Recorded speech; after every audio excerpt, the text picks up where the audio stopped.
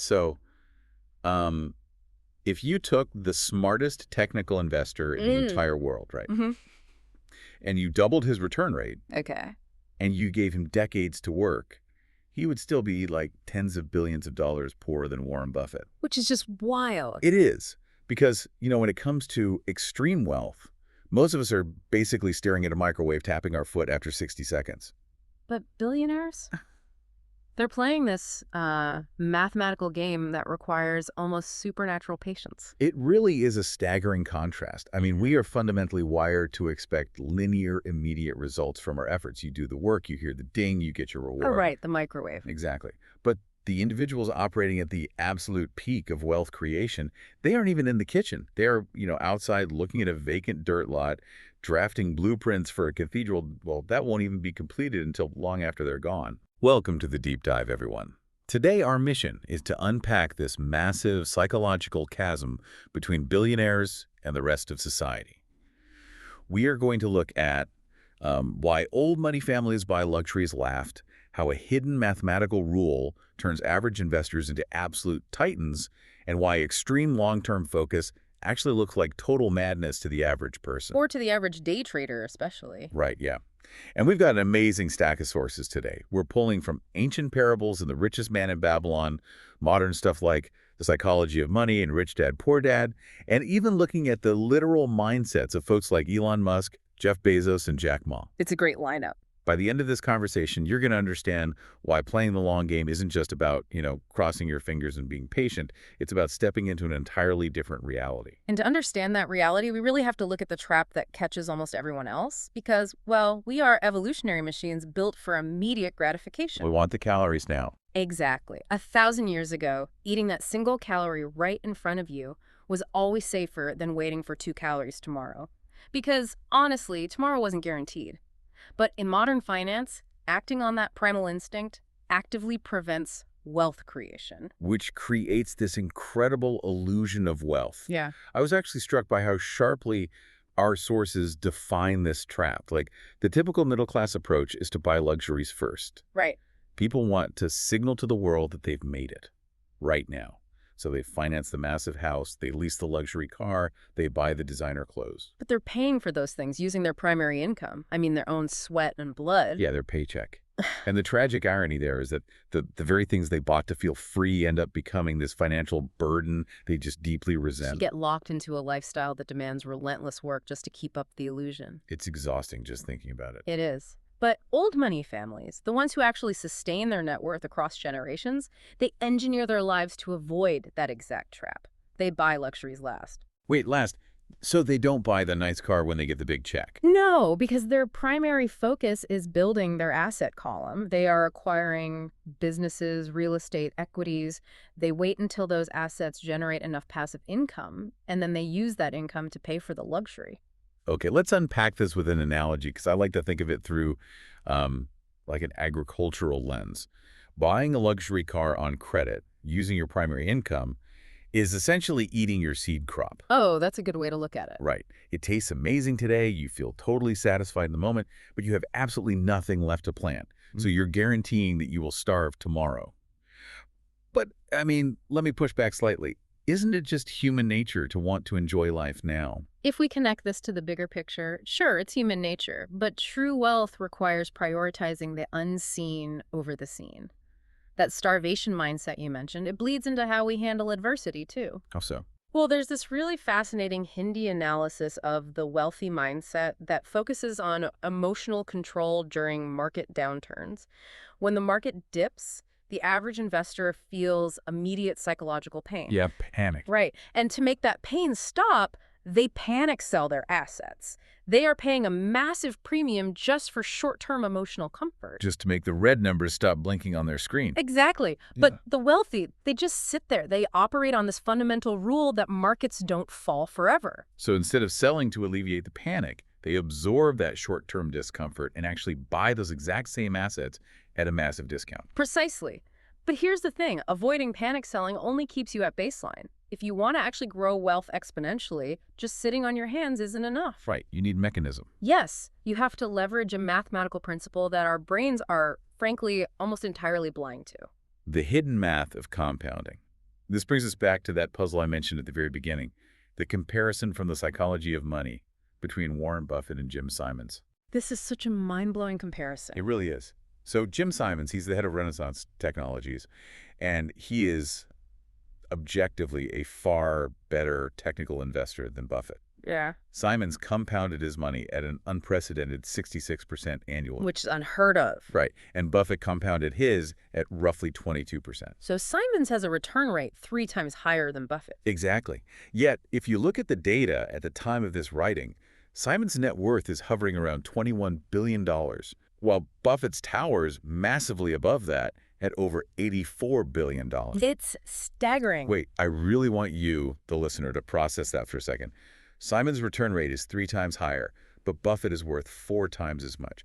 The math on that doesn't make any intuitive sense. What are we missing here? Time. It's just time. Human brains are great at linear math, right? Yeah. 1 plus 1 is 2. But exponential compounding is totally backloaded. It explodes at the tail end of the timeline. Okay, so when did they start? Well, Buffett started investing when he was 10 years old. Simons didn't really find his true investment stride until he was 50. Yeah. So Buffett's ultimate secret isn't just his skill in picking stocks, it's the fact that he let the math work uninterrupted for over 3/4 of a century. Just consider this. Roughly 90% of Warren Buffett's immense wealth was generated after his 65th birthday. That is mind-bending. It's not just comparing a sprinter to a marathon runner. It's like a marathon runner who jogs at a modest pace for 20 miles, but in the final mile, he suddenly starts cloning himself until there's this entire army of him crossing the finish line. That cloning metaphor is actually incredibly apt, and it really echoes an ancient lesson from The Richest Man in Babylon. Oh, I love that book. Right, so the book is set thousands of years in the past, but the financial mechanics are identical to today. There's this character, Algamish, and he teaches a young man named Arkad that wealth is a tree that grows from a tiny seed. The foundational rule he gives him is, a part of all you earn is yours to keep. Meaning you pay yourself before you pay your expenses, usually like at least 1/10 of your income. Precisely. And Algamish tells Arkad that every single copper coin he saves becomes a slave that works for him. It's a bit of a brutal ancient world metaphor. It is, yeah. But then the children of those coins work for him, and their children's children. It perfectly describes the mechanics of compound interest. Your money goes to work, earns a wage, and then that wage goes to work. But Arkad makes a massive mistake early on, doesn't he? The famous brickmaker error. He does. He saves his money beautifully, but then he hands all his savings over to a brickmaker named Asmore. Right, who's traveling to Tyre. And Arkad thinks this brickmaker is going to buy rare jewels from the Phoenicians, bring them back, and they'll split a massive profit. And naturally, the brickmaker gets scammed. Of course he does. He buys worthless pieces of glass because he knows absolutely nothing about jewels. And Arkad's capital is completely wiped out, back to zero. But hold on, let me push back here. Isn't taking a risk on a new venture exactly how you hit it big? Why is giving money to a brickmaker to trade jewels considered this catastrophic error instead of just a bold early-stage startup investment? Because there is a massive difference between a calculated risk and a blind gamble. The lesson there is that you must seek advice only from those with deep, specialized, long-term expertise in that specific field. So don't ask the baker how to build a house. Right. If you want to know about stars, you ask an astronomer. Trusting your long-term capital to someone without deep knowledge is just a fast track to ruining the compounding process. Which highlights a really harsh truth about wealth that we saw across these sources. Getting rich and staying rich require entirely different personalities. They're completely opposing skill sets. I mean, making money requires taking risks. It requires relentless optimism, putting yourself out there, swinging for the fences. You really have to believe you can beat the odds. But keeping money. Keeping money requires humility. It requires a profound, almost paranoid survival mentality. You have to live with the fear that everything you've built could be wiped out tomorrow. We see this echoed by Michael Moritz, right? The billionaire head of Sequoia Capital. Yes, exactly. When he was asked how his venture capital firm dominated for 4 decades while so many competitors burned out, he didn't credit their ability to pick the highest peaks or take the craziest risks. He said it was all about longevity, surviving when everyone else wipes out. Contrast that with the tragic story of Jesse Livermore. Oh, man. He was one of the greatest stock traders of the 1920s. He made an absolute fortune during market crashes because he was a genius at taking risks. Well, what happened? Well, he began to associate his incredible financial returns with personal invincibility.